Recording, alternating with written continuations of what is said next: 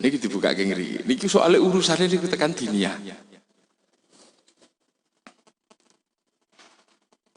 Apa cok ngantuk, ngorek ngantuk keliru malah. Ojo ngantuk, ojo mikir liyane, wis sing ning omah pun kersane sing di omah sing ngurus. Ngono ngeling wah iwak gerehku kudanan kok. Pepeanku, oh iki jagungku dilalekno sik niku. Sing mas-mase ya wis ra eling wedhuse ra apa-apa ngarit apa engko sik.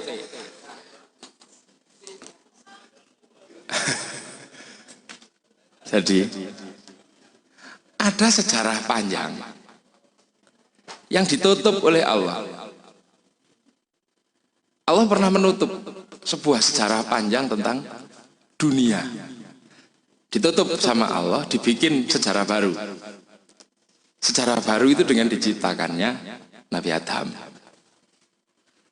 Nah, sebelum Nabi Adam ditutup sama Allah. Wes, urusannya menungso iki tekan Nabi Adam sih ae.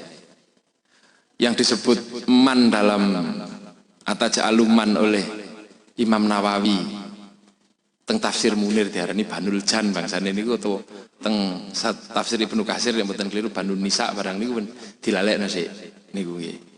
Tapi semua terkunci pada bahwa Allah ingin melanjutkan kelangsungan bumi. Nah, karena Allah ingin melanjutkan kelangsungan bumi, Allah bikin makhluk.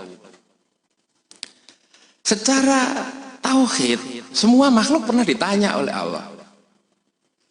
Gunung, berani tidak kamu menjadi khalifah, melangsungkan kekhalifahan di muka bumi, menjalankan kalimah-kalimah saya? Wah, tidak sanggup ya Allah. Gak kuat wis. Terus pohon juga ada yang sanggup lautnya. Nah manusia sanggup ya Allah.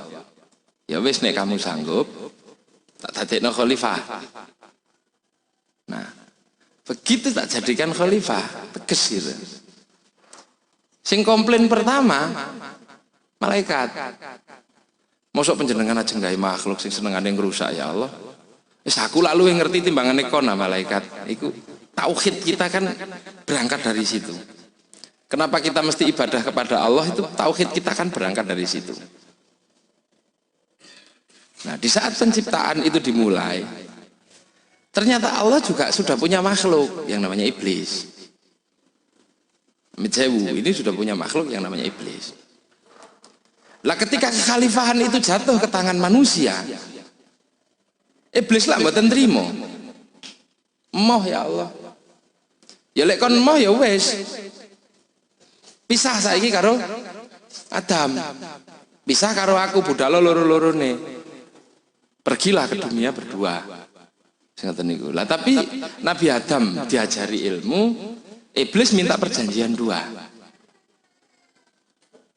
Perjanjian iblis dua, satu fa'angzirni ila yaumi yub'atsun, tunda kematian saya sampai hari kiamat.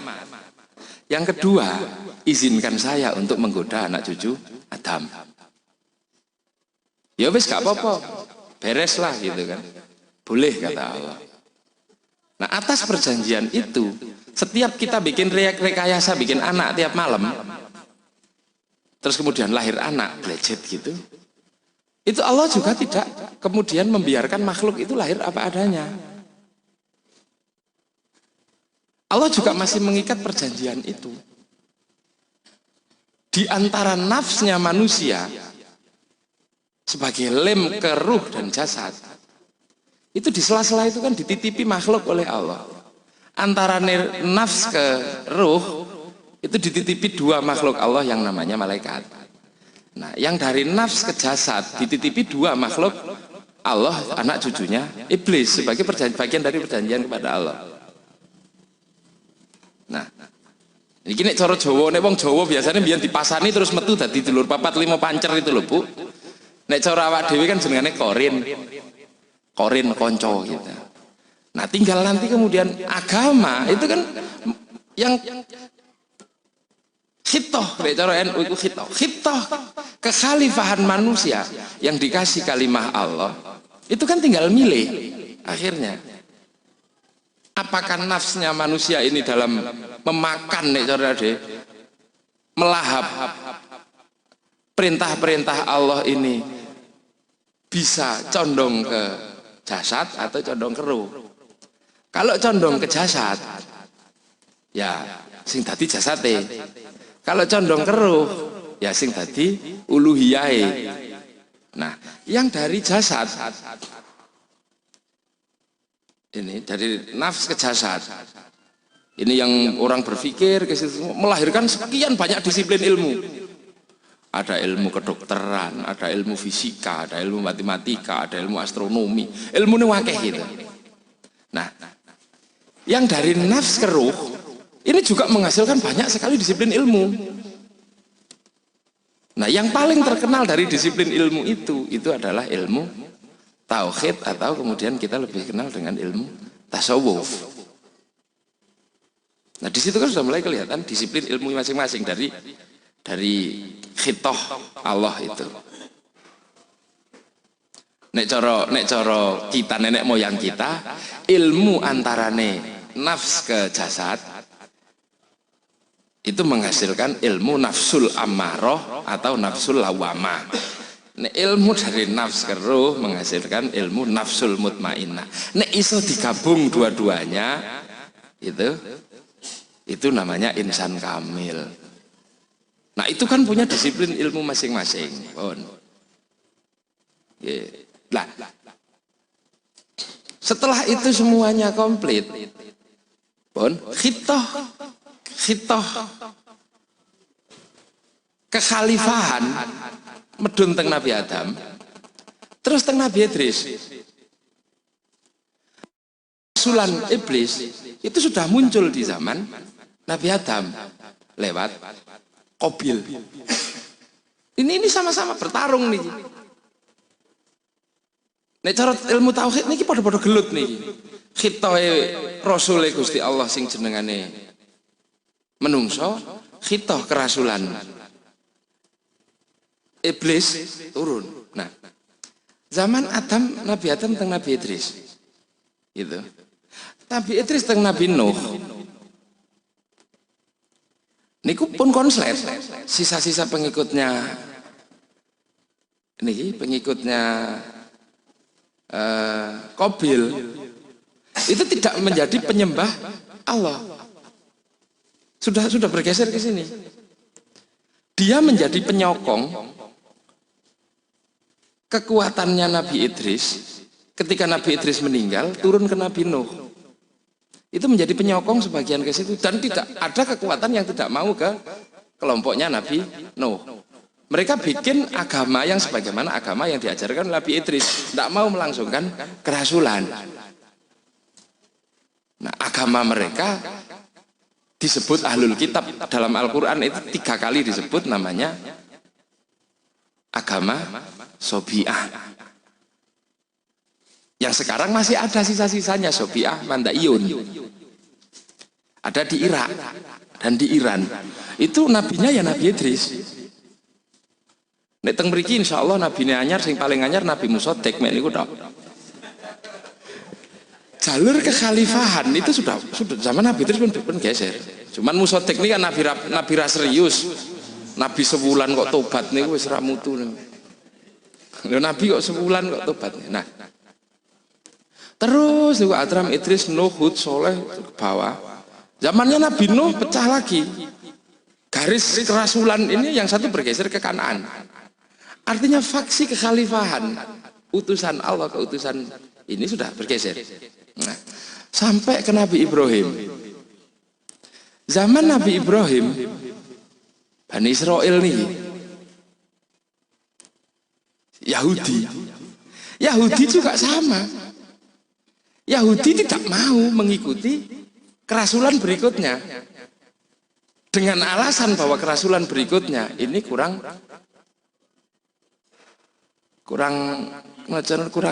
apa gini, cara wong sakniki niku kurang greng. Nggih, soalnya kerasulan berikutnya setelah zaman Nabi Ibrahim niku dilangsungaken kali Nabi Ismail. Bagi orang Yahudi itu masalah. Kanggene wong Yahudi. Karena Siti Hajar itu dari bangsa budak, Siti Saroh itu dari bangsawan. Siti Hajar yang menurunkan Ismail, Siti Saroh yang menurunkan Nabi Ishak. Bagi orang Yahudi, ya mestinya yang meneruskan kerasulan itu dari Nabi Ishak. Maka mereka bertahan, tidak mau ikut agama berikutnya. Nah, ini sudah bergeser ke sini. Gitu. Nah, terus niku zaman Nabi Musa. Tempuk lagi. Terus sampai ke zaman Nabi Isa alaihi salam. Revisi kerasulan kekhalifahan setelah nabi-nabi itu semua di zaman Nabi Isa. Di zaman Nabi Isa yang mestinya turun ke Rasulullah Muhammad SAW, mereka juga tidak mau sebagian. Bahkan mereka melakukan urbanisasi atau memboyong agama yang dari Timur Tengah diboyong sampai ke Eropa. Itu adalah ketidakmauan mengikuti seruan kekhalifahan berikutnya. Tadilah Nasrani yang sekarang lebih terkenal dengan Katolik atau Protestan. Ya Katolik niku. Nah kita ini, gitu, awak dhewe niki kebetulan sanad terakhir kita itu sampai ke sanad yang terakhir, sampai ke Rasulullah. Nah, bagaimana pola hubungan hari ini?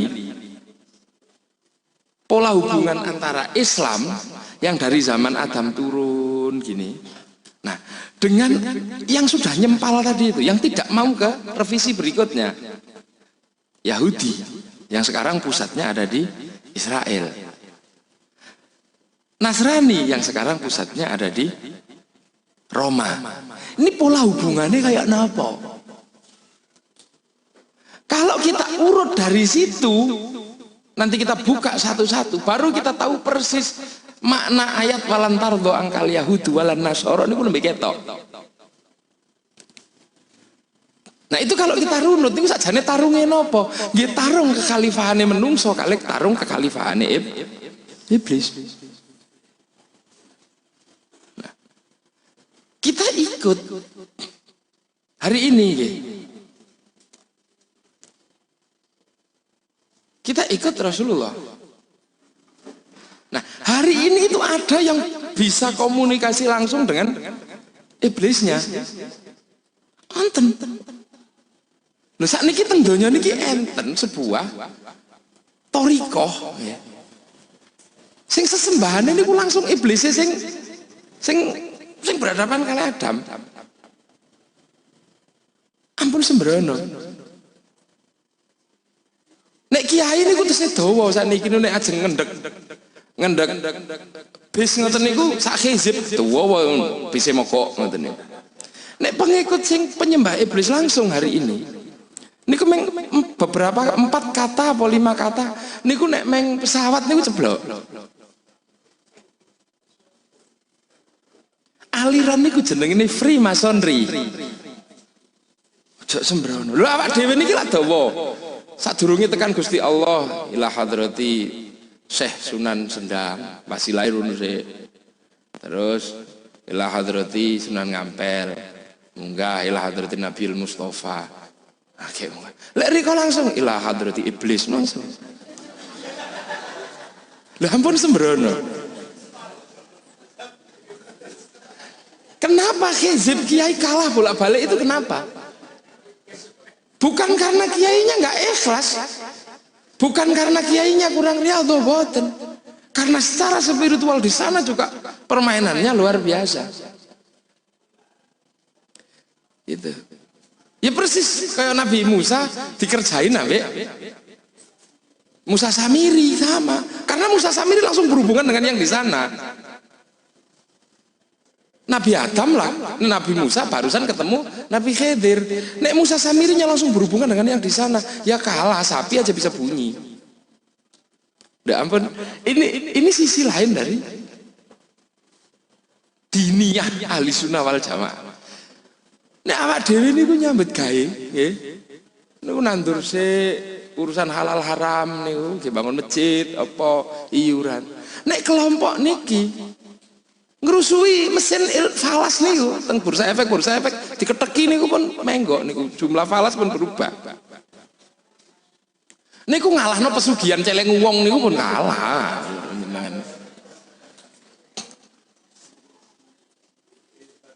Nggih.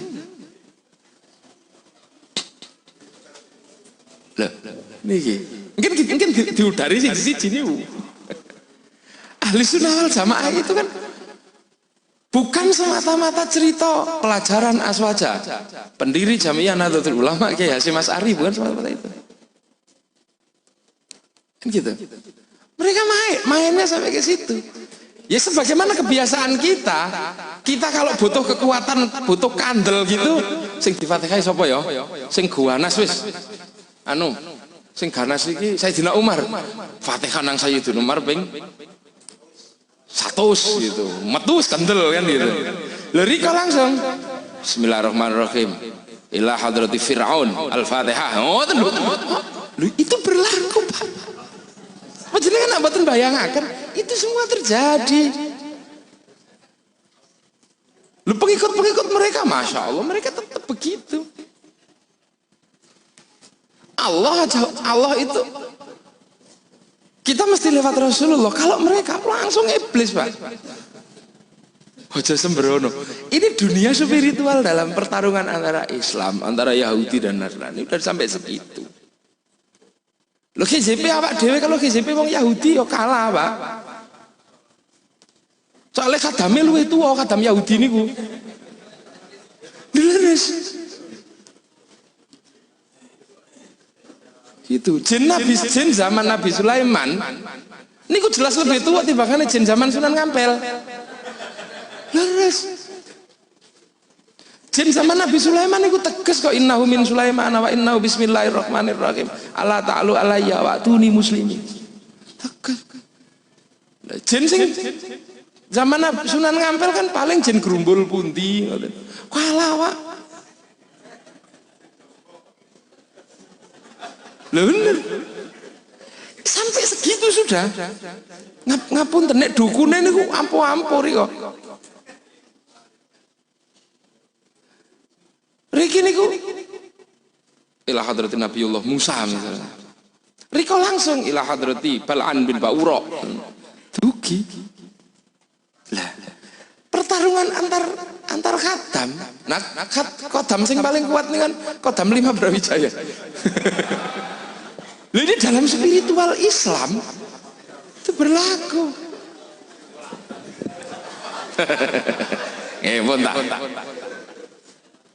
Lah Hamid Sewu, itu semua terjadi hari ini. Ila hadrati Saifullah Yusuf. Ya, kalah kuat. Ini terjadi, Pak. Yang namanya hizib bahar gitu, hizib bahari. Misalnya contoh hizib bahari. Kita kan mengamalkan hizib bahari. Amalno hizib bahari wong awak dhewe ora tau berlayar. Hizib bahari itu kan didamel di Maroko. Untuk bekal sekitar 1200-an lah. Bekal para pejuang-pejuang Islam yang mau berperang melewati laut. Mula didamelaken hizib bahari. Hizib segoro nih lho. Lagi ini wong Sendang manggone ning dhuwur gunung ngamalane hizib bahari ya ora kanggo. Itu. Apa? Hizib Jabal. Nah, hal-hal semacam ngapunten ya niki. Perkembangan kita gitu ya, perkembangan ahli sunnah wal jamaah dari perspektif itu sudah sangat jauh. Niku yang membangun Yahudi Pak. Sing bangun Yahudi ini kan duete wong telu. Yang bangun Yahudi di Israel niku duete wong telu. Siji jenenge. Sewu, rada durung ngono niki masalah jeneng kene cerita keliru bab jeneng niku. Siji jenengane Isr Bi'r. Sing nomor loro jenengane Isr Harel. Sing nomor 3 jenengane Mau Sedayan. Niku mboten tentara. Niku kiai ini wong Yahudi. Pengikut Thariqah Yahudi yang namanya Thariqah Kabbalah. Dan niku dia atur semua dari buka password Taurat. Nek ayat iki di ngene. Lek cara awak dhewe iki diwafakne lho. Nah, Yahudi ini buka Taurat terus diwafak aurat niku hurufe sakmene ketemu pira, hurufe sakmene ketemu pira. Dak ngono. Bleng diwafak. Niku gunung ya njeblok. Lha nek kiai-kiai rumiyin kan mboten ngangge amunisi bom kan mboten. Mengacak huruf niku. Sak gelintir sawatno teng pundi njeblok. Lho kiai-kiai rumiyin ngerti nek al-aufak niku jeneng ngaos al-aufak. Intine kan niku. Huruf pitu digelintir ngeten iki, kei minyak nopo, sawatke teng sekolahan pundi, mesti mboten entuk murid ngoten niku lho wonten.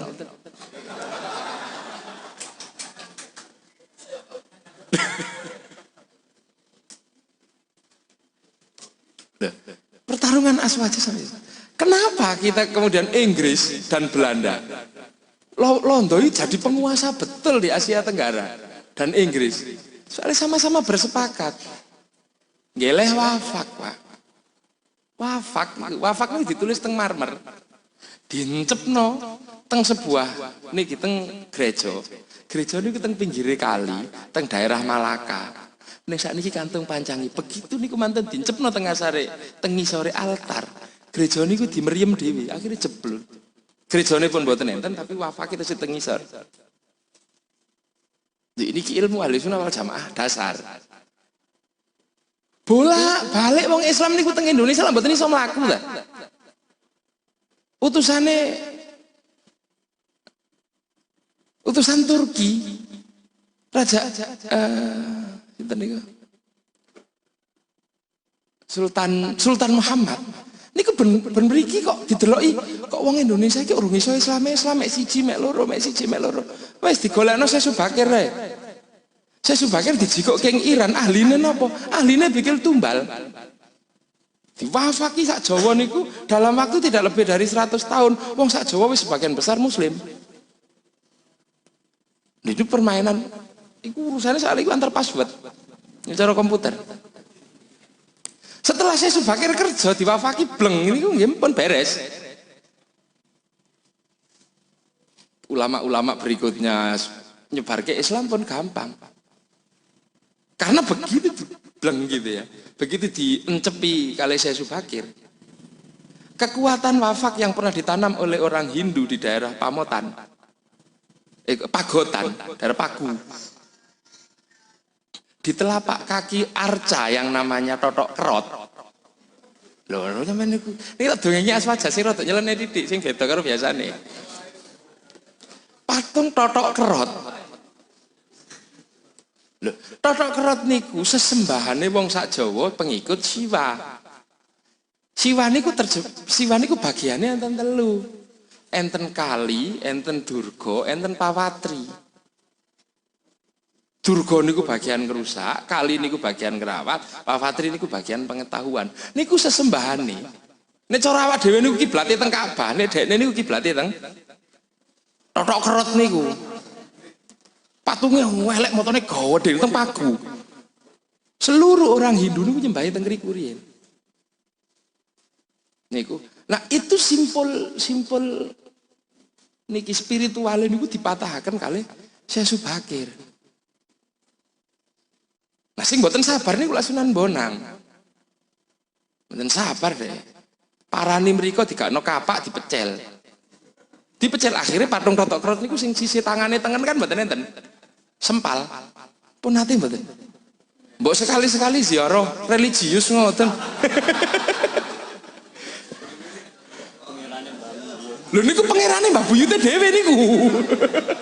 Saderenge kenal Allah niku pangerane Mbah Buyute dhewe niku teng ngriku. Kabeh niku nyembahe mriku. Wong niku nek bedinten disembelihke wong niku. Lho, Masya Allah. Nek awak dhewe lan Allahu Akbar nang Gusti Allah paling sesembahane wedhus. Nggo awak dhewe kurban. Lho nek niku sembahane menungso. Lho raja-raja riyen niku nek ajeng perang niku mangan menungso. Lho ya napa sih? Menungso mbiyen dibeleh nek sakniki dilebokno pesugihan padha mawon ngoten kok.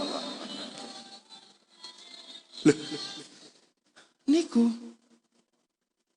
Masya Ini adalah sisi lain dari. Lah sing Nasrani ya nopo tulinane?